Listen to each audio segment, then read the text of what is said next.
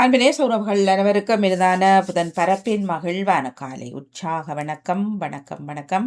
இந்த நாள் இனிய நாளாக அமைய இந்த நொடி வரைக்கும் எங்கள் உரையும் பேச அரைக்கத்தோடு உட்கார வச்ச கடவுளுக்கும் மறவாத நன்றி தானே பகிர்ந்து இன்று அனைத்து நல்ல தினங்களை கொண்டாடி கொண்டிருக்கும் எல்லோருக்குமே இனிதர வாழ்த்துக்களையும் கூறியபடியே 18ஆம் தேதி 2ஆம் மாதம் 2026 மற்றும் ஒரு புதன் காலை நேரலை பொழுதோடு இணைந்திருக்கின்றோம். வளமை போலவே மும்மத சிந்தனை நேரம் தொகுப்படுத்தாமல் இருக்கா. அதனைத் தொடர்ந்து வருகின்றது யோகாசன பயிற்சி மற்றும் தினக்கவி பொருச்சொல் இணைத்து 10 மணிக்கு குடும்பம் குவலயம். அதனைத் தொடர்ந்து மரபு கவி கற்போம். இப்படியாக இன்றைய நாள் நேரலை நிகழ்ச்சிகள் இடம்பெற காத்திருக்கின்றது. வணக்கம் தமிழக்கா, வாங்குவோம். வணக்கம் வாணி. மும்மத சிந்தனை நேரத்தில் ராஜினி அல்போன்ஸ் அவர்கள் உங்கள் சிந்தனையை தாருங்கள். வணக்கம் வாணிமோகன் அவர்களுக்கும் கவமட கல்விராஜன் அவர்களுக்கும் அனைவருக்கும் வணக்கம். இன்று விபூதி புதன் ஆரம்பம். மனிதனே நீ மண்ணாக இருக்கின்றாய், மண்ணுக்கு திரும்புவாய், மாறவாதே என்றும் மாறவாதே. மனிதனே ஓவன் பல்லும் வா, பூமியில் வாழ்கின்றாய், கோபம் முறிந்திடும், உள்ளம் உலர்ந்திடும் மனிதனே என்று விபூதிப்புடன் அனைவரின் நெற்றியின் ஆலயத்துக்கு நாம் சென்றார். திருச்சிலுவை அடையாளம் அற்புருவானவர் எம் நெற்றியில் உள்ளார். நாம் விசுவாசிகளின் ஒன்றிப்பில் வாழ்வதாக அடையாளப்படுத்துகின்றது. நாம் இறந்தவர்களின் ஐக்கியத்தில் வாழ்வதாகவும் அடையாளப்படுத்துகின்றது. இறைவன் நம்மை உயிர்ப்பில் இணைத்து மீட்பதாக அடையாளப்படுத்துகின்றது. முதன் நன்மை பெற்றதிலிருந்து பெரியவர்கள் அனைவரும் விபூதி புதனும் பெரிய வள்ளியும் ஒரு சந்தியும் மாமிச தவிர்ப்பும் வேண்டும். சிலர் 40 நாட்களும் சிலர் வரும் வெள்ளிக்கிழமைகளும் இதை கடைபிடிக்கிறார்கள். தேவைக்கு அதிகமாக உட்கொள்ளும் உணவு பெரும் கலோரிகளாக உடலை தாக்குகின்றது. இந்நாட்களில் இவை அனைத்தையும் தவிர்த்து கொண்டால் வாழ்க்கையில் மீண்டும் சுவை ஏற்படலாம். நமது உடம்பையும் ஆரோக்கியமாக வைத்துக் கொள்ளலாம். இந்நாட்களில் நாம் இருப்பவர்களை விட இல்லாதோருக்கு உதவி செய்து அதை கடைபிடிப்போமாக.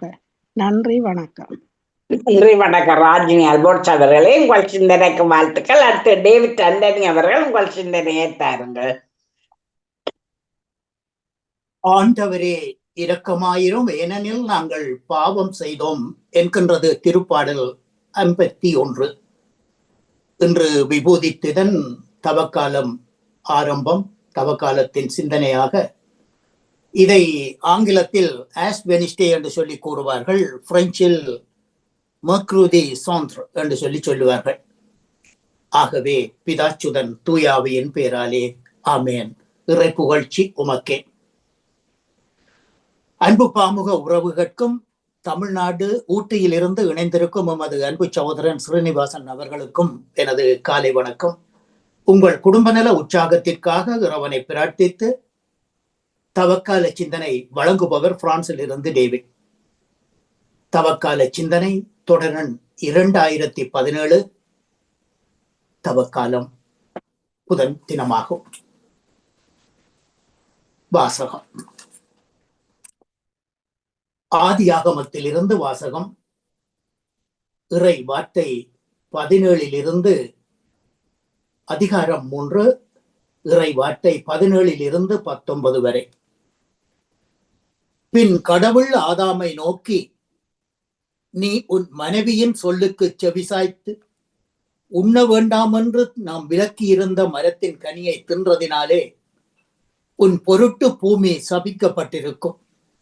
நீ உழைத்து உன் வாழ்நாள் எல்லாம் அதன் பலனை காண்பாய். அது உனக்கு முட்களையும் முட்செடிகளையும் விளைவிக்கும். பூமியின் புல் பூண்டுகளை நீ உண்பாய். நெற்றி வியர்வை நிலத்தில் விழ உழைத்து உண்பாய். இறுதியில் நீ எந்த பூமியினின்று எடுக்கப்பட்டாயோ அந்த பூமிக்கே திரும்பி போவாய்.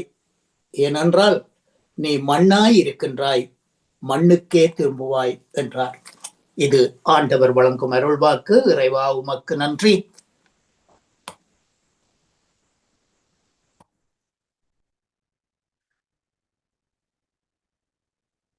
ஆகவே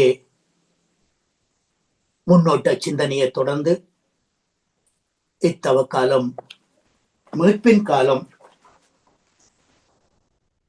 ஒப்புரவின் காலம், பாவ மன்னிப்பின் காலம், மனமாற்றத்தின் காலம், பாவத்தை விட்டு விலகி பரிசுத்தமாய் வாழ பரமதந்தை அழைக்கும் காலம். இந்த காலத்தை ஏற்று இறைவன் வழியில் வாழ்வோம்.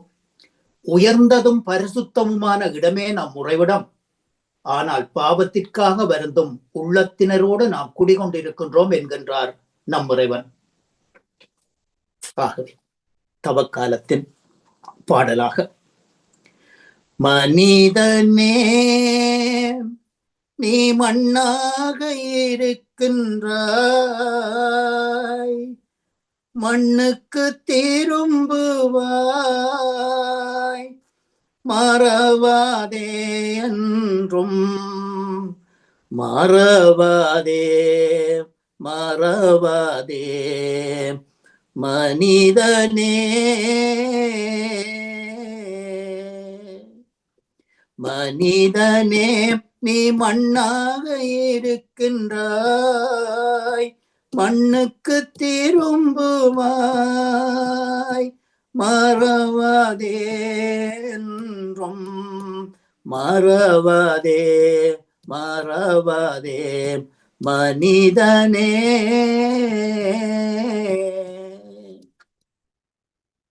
மரணம் வருவதை மனிதன் அறிவானோ,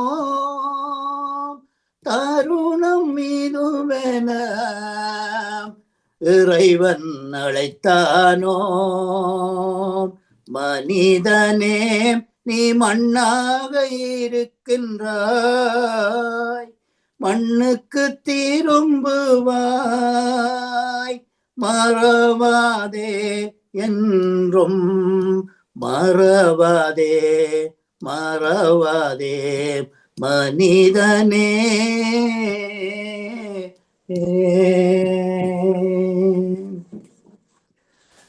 வாழ்த்தொலியாக ஆயன் தன் மந்தையை காப்பது போல ஆண்டவர் நம்மை காத்திடுவார்.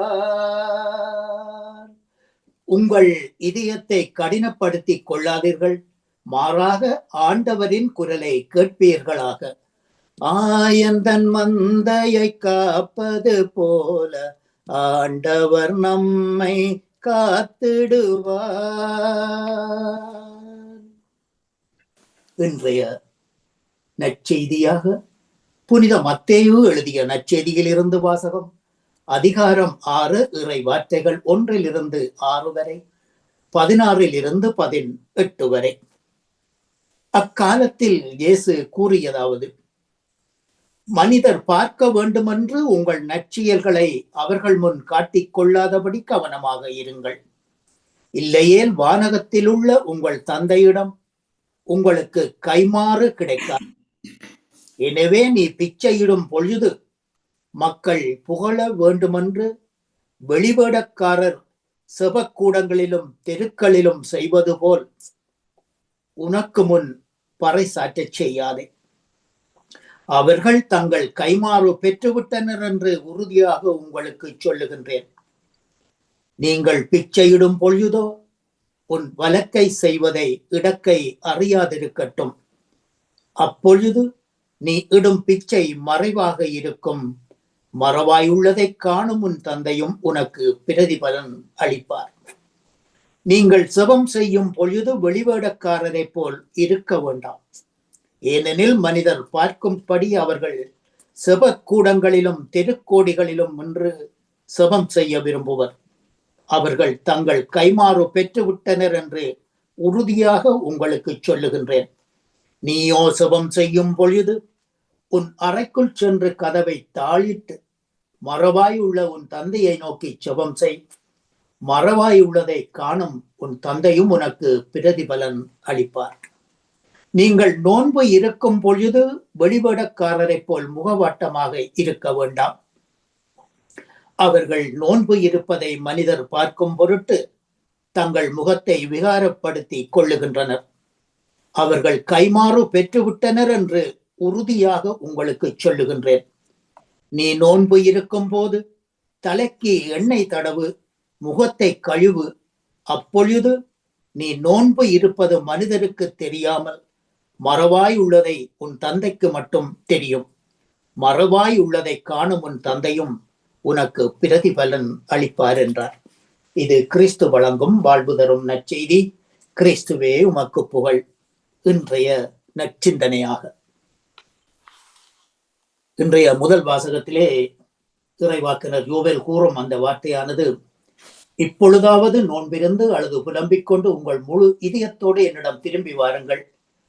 நீங்கள் உங்கள் உடைகளை கிழித்துக் கொள்ள வேண்டாம், இதயத்தை கிழித்துக் கொண்டு உங்கள் கடவுளாய் ஆண்டவரிடம் திரும்பி வாருங்கள் என்கின்றார்.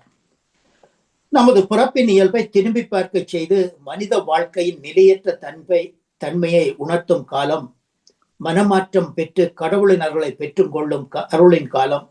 இது வரும் சாம்பலை நெற்றியில் பூசிக்கொள்ளும் சடங்கல்ல, மாறாக ஒருவரின் உள்ளத்தை தூய்மைப்படுத்தும் உன்னதமான 40 நாள் பயணத்தின் தொடக்கமே இத்திருநூற்று புதன்.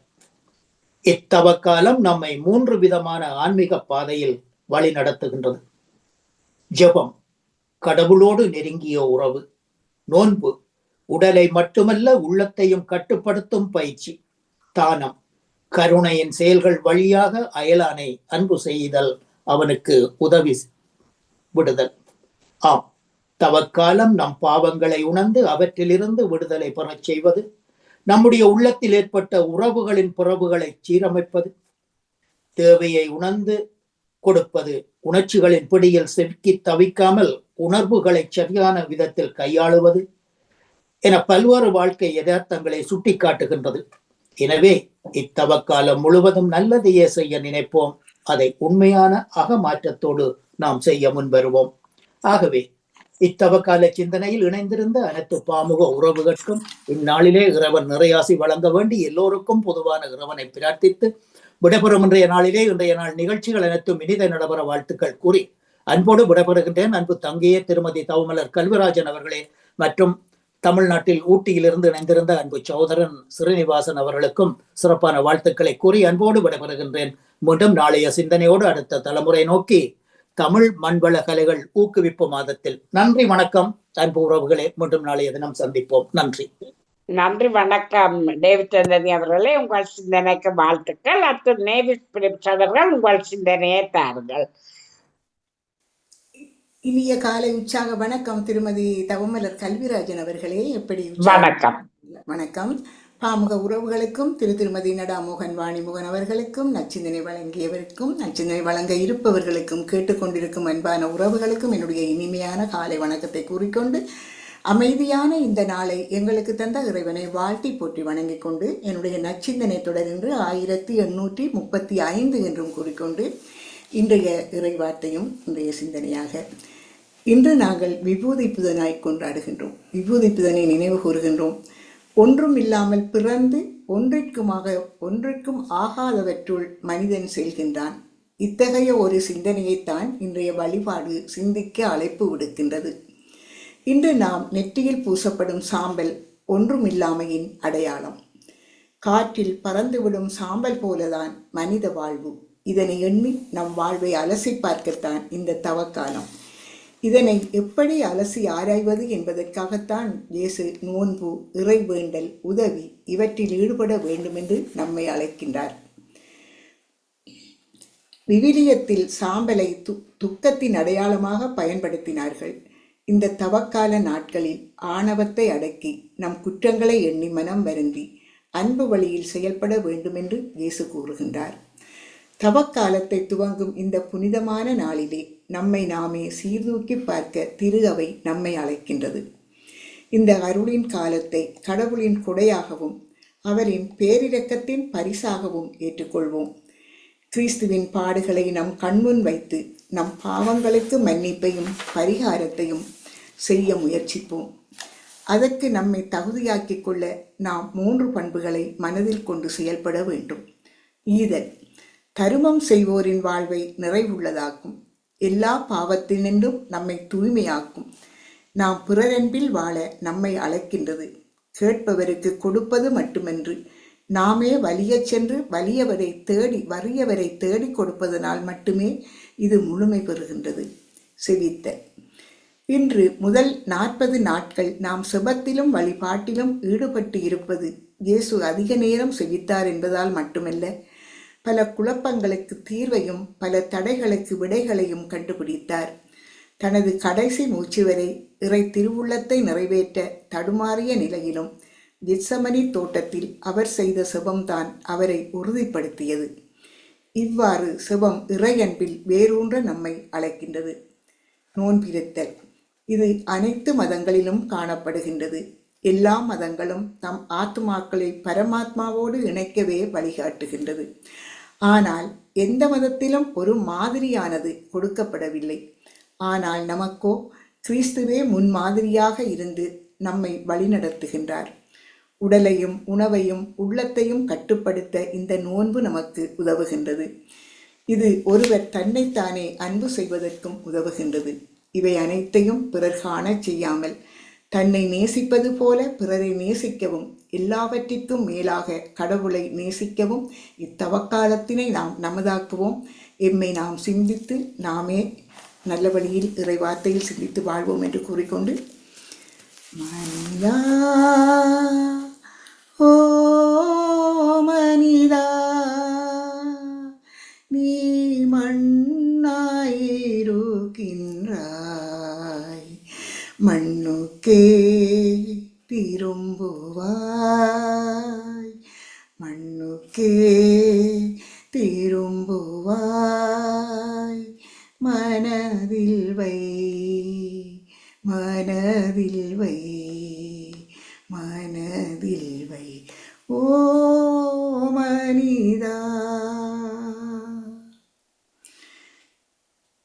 இரக்கத்தின் காலம் இது என உணர்வோம், இறைவனின் இரக்கம் வேண்டி பெறுவோம். இரக்கத்தின் காலம் இது என உணர்வோம், இறைவனின் இரக்கம் வேண்டி பெறுவோம். பழையன விடுத்தே புதியன புனைவோம், பழையன விடுத்து புதியன புனைவோம். புனிதத்தில் நிலைத்து புது படைப்பாவோம் மனிதா. கல்லான இதயம் நமக்கினி வேண்டாம், கடவுளின் இதயம் நாம் பெற வேண்டும். கல்லான இதயம் நமக்கினி வேண்டாம், கடவுளின் இதயம் நாம் பெற வேண்டும். சாம்பலை அணிந்து செபதபம் புரிந்து, சாம்பலை அணிந்து செபதபம் புரிந்து, சாவினை கடந்து வாழ்வினில் நுழைவோம் மனிதா. ஓ மனிதா நீ மண்ணாயிருக்கின்றாய், மண்ணுக்கே திரும்புவாய், மண்ணுக்கே திரும்புவாய். நினைவில் வை, நினைவில் வை, நினைவில் வை ஓ மனிதா என்று வேண்டிக்கொண்டு உங்களுக்கு இந்த அதிகாலை பொழுதினிலே இந்த இறை வேண்டல் இறை சிந்தனையில் இருந்திருக்கின்ற எல்லோருக்கும் இந்த நாள் இனிய நாளாக மலர்ந்து எல்லோரும் எல்லா நலன்களும் பெற்று அமைதியாகவும் மகிழ்வாகவும் வாழ்வோம். இந்த நாளில் நாங்கள் எங்களை சிந்தித்து எங்களுக்குள்ளே எங்களை நாங்கள் தேடுவோம். எங்கள் பாவ வாழ்வை விட்டு நீங்கி அகன்று எங்களை நாங்கள் ஒரு புனிதமான வாழ்க்கைக்கு மாற எங்களை இந்த தவக்காலம் அழைத்திருப்பதால் நாங்களும் அந்த நாளுக்கேற்றவாறு நாங்கள் எங்களை தூய்மையாக்கி எங்களை இறைவனுக்கு ஒப்புக் கொடுப்போம் என்று வேண்டிக் கொண்டு உங்களிடம் என் அன்பாக விடைபெறுகிறேன். தவமலர் கல்விராஜன் அவர்களே, நன்றி, வணக்கம். நன்றி, வணக்கம். நேவிஸ் பிலிப்ஸ் அவர்களே, உங்கள் சிந்தனைக்கு வாழ்த்துக்கள். அத்து பாலன் வேலுப்பிள்ளை அவர்கள் உங்கள் சிந்தனையை தாருங்கள். மீண்டும் ஒரு புதிய நாளை காண தந்த என்றென்றும் ஜீவனோடு இருக்கின்ற இயேசுராஜனுக்கு இருதயத்தின் ஆழத்திலிருந்து கோடான கோடி நன்றிகளை சொல்லிக்கொண்டு, அப்படியே அன்பு சகோதரி தொகுப்பாளனி திருமதி தவமலர் கல்விராஜனுக்கு இனிமையான காலை வணக்கம். அப்படி நலமாக உற்சாகமா இருக்கீங்களா? இனிமையான காலை வணக்கம் பாலன். நான் உற்சாகமா இருக்கிறேன். மிக்க நன்றி. நீங்களும் உற்சாகம் தானே? சரி, நானும் அதே உற்சாகத்தோடு இருக்கேன் சகோதரி. மிக்க நன்றி சகோதரி. அப்படி சகோதரிக்கு நன்றிகளை சொல்லிக்கொண்டு, அப்படியே அன்பு சகோதரி திருமதி கலைவாணி மோகனுக்கும் மற்றும் அன்பு சகோதரர் பாமோத்தின் அதிபர் திருவாளர் நடா மோகனுக்கும் மற்றும் பாமோத்தில் கலந்து சிறப்பிக்கின்ற அனைத்து குடும்ப உறவுகளுக்கும் மற்றும் எல்லோருக்கும் இனிமையான காலை வணக்கங்களை கூறிக்கொள்வதோடு, எல்லோருடைய சுக நலங்களை விசாரித்தபடி எல்லா உறவுகளுக்கும் சர்வ வல்லருடைய இயேசு கிறிஸ்துவனுடைய ஆசீர்வாதங்கள் அணு தினமும் அனைத்து உறவுகளுக்கும் பேர் பேராக கிடைக்க வேண்டும் என்று சொல்லி இயேசு கிறிஸ்துவன் நாமத்தில் வாழ்த்தி கொண்டு, லண்டனிலிருந்து ஈச்சமோட்டை வேலுப்பிள்ளை பாலன் இந்த கிறிஸ்தவ சகோதரி 735 அப்படி சொல்லிக்கொண்டு, பலமும் போல பழைய ஏற்பாட்டில் யாத்திராகமம் 7ஆம் அதிகாரம் இறை வார்த்தைகள் 1-11 முடிய. கர்த்தருடைய பரிசுத்தம் உள்ள நாமத்துக்கு சோத்திரம். கர்த்தர் மோசேயை நோக்கி, பார், உன்னை நான் பார்வோனுக்கு தேவனாக்கினேன். உன் சகோதரனாகிய ஆரோன் உன் தீர்க்கதரிசியாயிருப்பான். நான் உனக்கு கட்டளையிடும் யாவையும் நீ சொல்ல வேண்டும். பார்வோன் இஸ்ரவேல் புத்திரரை தன் தேசத்திலிருந்து அனுப்பி விடும்படி உன் தாசனாகிய ஆரோன் அவனிடத்தில் பேச வேண்டும். நான் பார்வோனின் இருதயத்தை கடினப்படுத்தி எகிப்து தேசத்தில் என் அடையாளங்களையும் அற்புதங்களையும் மிகுதியாய் நடப்பிப்பேன். பார்வோன் உங்களுக்கு செவி கொடுக்க மாட்டான். ஆகையால் எகிப்துக்கு விரோதமாக நான் என் கையை நீட்டி மகா தண்டனையினால் என் சேனைகளும் என் ஜனங்களுமாகிய இஸ்ரவேல் புத்திரரை எகிப்து தேசத்திலிருந்து புறப்பட பண்ணுவேன்.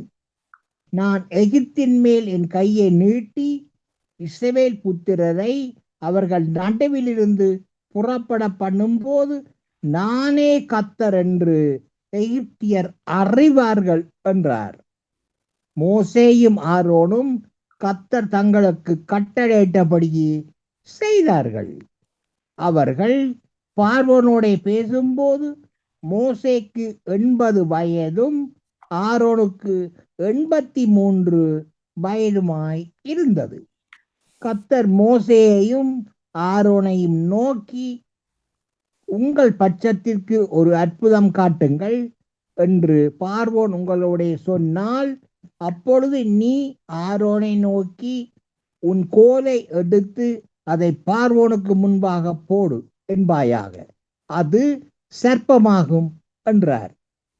மோசேயும் ஆரோனும் பார்வோனத்தில் போய் கர்த்தர் தங்களுக்கு கட்டளையிட்டபடி செய்தார்கள். ஆரோன் பார்வோனுக்கு முன்பாகவும் அவன் ஊழியக்காரருக்கு முன்பாகவும் தன் கோலை போட்டான், அது சர்ப்பமாயிற்று. அப்பொழுது பார்வோன் சாஸ்திரிகளையும் சூனியக்காரரையும் அழைப்பித்தான். எகிப்தின் மந்திரவாதிகளும் தங்கள் மந்திர வித்தையினால் அப்படி செய்தார்கள். தொடர்ச்சி சகோதரி நாளை தொடர்பு சொல்லிக்கொண்டு, அதோட பரிசுத்தமுள்ள நாமத்துக்கு சோத்திரம். எகிப்தில் இருந்து கானானுக்கு கூட்டி சென்றீரே, உமக்கு கோடி நன்றி ஐயா, உமக்கு கோடி நன்றி ஐயா. எகிப்தில் இருந்து கானானுக்கு கூட்டி சென்றீரே உமக்கு கோடி நன்றி ஐயா, உமக்கு கோடி நன்றி ஐயா. அல்லேலூயா அல்லேலூயா அல்லேலூயா அல்லேலூயா அல்லேலூயா அல்லேலூயா. அன்பான இயேசுராஜனுக்கு மீண்டும் கோடான கோடி நன்றிகளை சொல்லிக்கொண்டு, தகப்பனே, பிரியாண மார்க்கமாக உங்களது பிள்ளைகள் எந்தெந்த வாகனங்களில் வெளியில் சென்று கொண்டிருக்கிறார்களோ மற்றும் செல்ல இருக்கின்றார்களோ மற்றும் எந்தெந்த இடங்கள் இருக்கின்றார்களோ எல்லா இடங்களிலும் இயேசப்பா உங்களோட தூதர்களை அனுப்பி நீங்கள் ஒவ்வொரு ஆத்துமாக்களையும் பேர் பேராக பாதுகாத்துக் கொள்ள ஜெபிக்கிறேன் ராஜா. அப்படியே நீங்கள் தினமும் பாதுகாத்து வருகிறமைக்காகவும் இந்த நாளில் தூதருடைய பிரசன்னம் பாதுகாப்பாக வழிநடத்தி கொண்டிருப்பதற்காகவும் இயேசப்பாக்கு கோடான கோடி கோடி நன்றி ராஜா. சோத்திரம் தகப்பனே, சோத்திரம் ராஜா.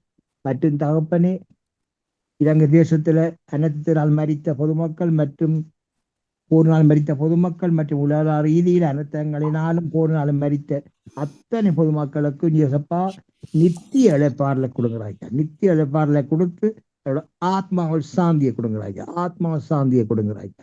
ஒருத்தரும் தகப்பனே, மற்றும் தகப்பனே, குடும்பங்களுடைய அனைத்து தேவைகளையும் சந்திங்க, ஆசீர்வதிங்க, ஆசீர்வதிங்க தகப்பனே. கோடி நன்றி ராஜா, கோடி நன்றி ராஜா. மற்றும் தகப்பனே, பாமுகத்தின் அதிபர் குடும்பம் கைட்டு செய்யும் சகலவற்றையும் ஆசீர்வதித்து அவருடைய அனுதினம் கூடவே இருந்து அவர்களை பலப்படுத்தி அவர்கள் செல்லும் இடமெல்லாம் கூடவே இருந்து அவர்களை பாதுகாப்பா அவள் எடுத்துக்கொண்டு சொல்லி ஏசப்பாவிடம் பிரார்த்தனை எடுத்துக்கொண்டு சாவரி விடப்படுறேன். நன்றி, வணக்கம். நன்றி, வணக்கம். பாலன் வேலுப்பிள்ளை அவர்களே, உங்கள் சிந்தனைக்கு வாழ்த்துக்கள். அடுத்து அண்ணா பாலமுரளி அவர்கள் உங்கள் சிந்தனையை தாருங்கள். மீண்டும் ஒரு காலை பொழுதில் இணையச் செய்த இறைவனுக்கு நன்றியை கூறிக்கொண்டு, பாமோகம் தொலைக்காட்சியில் இணைந்திருக்கும் அத்தனை உறவுகளுக்கும் எனது காலை வணக்கத்தையும் வாழ்த்துக்களையும் கூறிக்கொண்டு, இன்று யோவேல் அதிகாரம் 2 இறைவசனம் 12. இப்போதாவது உண்ணா நோன்பிருந்து அழுது புலம்பிக் கொண்டு உங்கள் முழு இதயத்தோடு என்னிடம் திரும்பி வாருங்கள் என்கின்றார் ஆண்டவர். இது ஆண்டவர் வழங்கும் அருள்வாக்கு. எந்த ஒரு குறிப்பிட்ட சம்பவத்திற்காகவது நாங்கள் குற்ற உணர்ச்சியுடன் இருப்போம். சில சமயங்களில் நாம் செய்த தவறை நம்மளாலேயே ஏற்றுக்கொள்ள முடியாத ஒரு காலகட்டம் இருந்திருக்கலாம். இறைவனின் கட்டளைகளை நாங்கள் கடைபிடிக்க மறந்திருக்கலாம். ஒருவரை மன்னிக்க மறந்திருக்கலாம். பாவத்தின் மேல் பாவம் செய்ய நாங்கள் செய்திருக்கலாம். நாங்கள் எல்லோரும் மனிதர்கள், தவறு செய்வது இயற்கை. அந்த தவற்றிற்காக நாம் மனம் வருந்தி இறைவனிடம் மன்னிப்பு கேட்க வேண்டும். இந்த தவக்காலம் நமக்கு ஒரு மாற்றத்தின் காலமாக இருக்கின்றது. நாம் எங்களை ஆராயவும் எங்களை நாமே சிந்திக்கவும் இந்த தவக்காலம் அழைக்கின்றது. நாம் ஒருவர் மன்னிப்போமானால் இறைவன் எங்களை மன்னிப்பார். நாம் செய்த பாவங்களை மன்னிப்பார். நாம் செய்த குற்றங்களை மன்னிப்பார். இந்த தவக்காலத்தில் கூட நான் மற்றவர்களை மன்னிக்க மாட்டேன், நான் செய்த தவறுகளை நான் ஆராய்ந்து அதை திருத்த மாட்டேன் என்று இருந்தால் இறைவன் எங்களை மன்னிக்க மாட்டான். இந்த தவக்காலம் நம்மை ஒரு முழுமையாக அறிந்து ஆராய எங்களுக்கு கொடுத்திருக்கிற ஒரு சந்தர்ப்பமாக இந்த 40 நாட்களும் நான் நினைக்கின்றேன். தனியாக நோன்பிருந்து, தனியாக ஒருத்தல் இருந்து அது மட்டும் போதுமென்று நாம் நினைக்காமல், நாம் கடந்த காலங்களில் செய்த பாவங்களை, தவறுகளை நினைத்து மன்னிப்பு கேட்டு இறைவனிடத்தில் எங்களை முழுமையாக ஒப்பு கொடுக்கவும் நாம் திருந்தி வாழ்வதற்கு ஒரு காலமாக இந்த தவக்காலம் நமக்கு இருக்கின்றது. மற்றவர்களை நாம் சுட்டிக்காட்டி நீ தவறு செய்கின்றாய், நீ தவறு செய்து விட்டாய் என்று நாம் மற்றவர்களை சுட்டி காட்டுவதை விட மாறாக நாம் நம்முடைய பாவங்களுக்காக, நம்முடைய தவறுகளுக்காக இந்த தவக்காலத்தில் மன்னிப்பு கேட்போம். இறைவனிடம் அழுது புலம்புவோம். எங்களை ஒரு மனிதர்களாக மாற்றுவதற்காக நாம் இந்த காலத்தை பயன்படுத்துவோம். அழகான ஒரு தவக்காலம் இந்த தவக்காலம். நாம் எல்லோரும் இறைவனிடம் திரும்பி செல்வதற்கு இந்த தவக்காலம் எங்களுக்கு ஆயத்தப்படுத்துகின்றது. இறுதி நாளின் தவக்காலத்தின் முடிவு நாளில் நாம் இறைவனுடைய மரணத்தை நினைத்து அந்த மரணத்தினூடாக நாங்கள் பயணிக்க விரும்புகின்றோம். இறைவனின் மரணம் என்பது ஒரு தனி மனிதனின் மரணம் போல அல்ல. இறைவன் நமக்காக இந்த உலகில் பாடுபட்டு நமக்காக சிலுவை சாவை ஏற்றார் என்பது தான் கத்தோலிக்க திருச்சபையின் மறைவுரையாக இருக்கின்றது.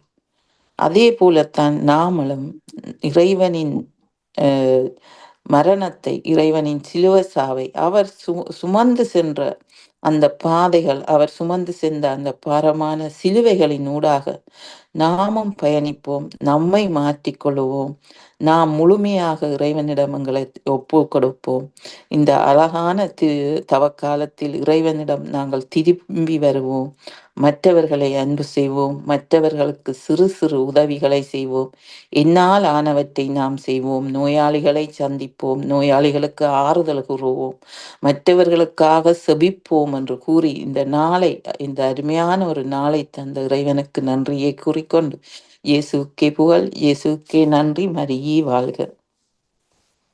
நன்றி, வணக்கம். நன்றி, வணக்கம். அண்ணா பாலமுரளி அவர்களே, உங்கள் சிந்தனைக்கு வாழ்த்துக்கள். அடுத்து வஜிதா முகமது அவர்கள் உங்கள் சிந்தனையை தாருங்கள். வணக்கம் வஜிதா. வணக்கம் அக்கா. வணக்கம். வணக்கம். மன்னிப்போடு நலமாக இருக்கின்றீர்களா? ஆமா, நலமாகவே இருக்கிறேன். நன்றி. நீங்கள்? நலமாக இருக்கிறேன். உங்களுக்கு எல்லோருக்கும் வாழ்த்துக்களை கூறிக்கொண்டு, இன்று எங்களுக்கு முதலாவது ரமலான் தொடங்கி இருக்கிறது. நோன்பு மாதமாக இருக்கின்றபடியா ரமலான் பற்றிய சிந்தனையோடு நான் நினைந்து கொள்கின்றேன்.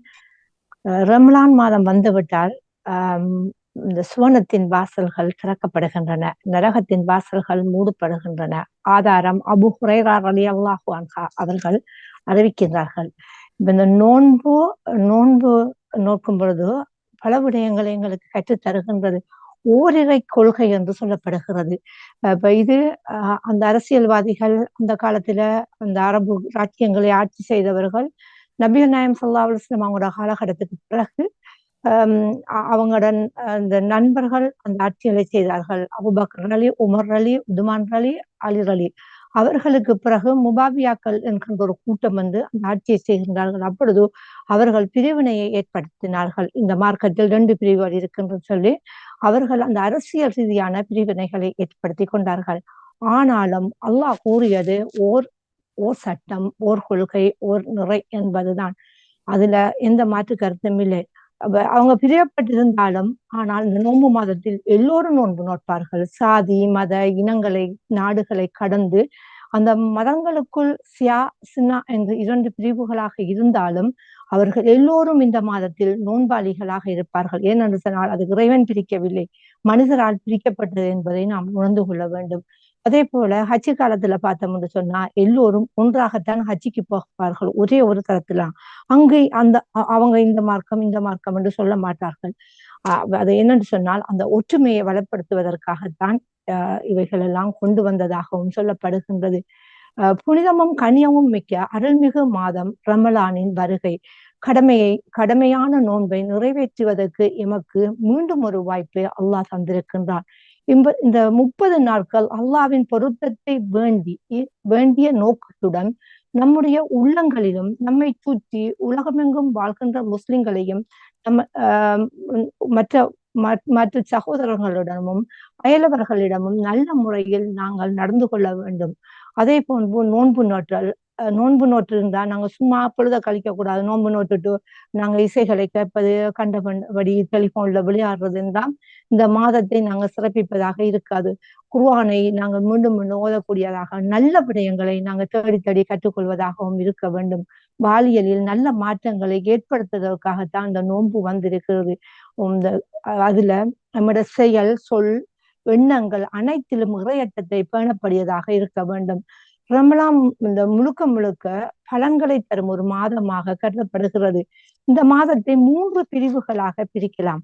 இந்த 30 நோன்புகளை 3 பிரிவுகளாக பிரிக்கின்றார்கள். முதல் 10 ரஹ்மத், அருட்கொடைகளின் மாதமாக சொல்லப்படுகிறது. 2ஆம் 10 மஹ்ரிபித், பாவ மன்னிப்புக்குரிய நாட்களாக கடத்தப்படுகின்றது.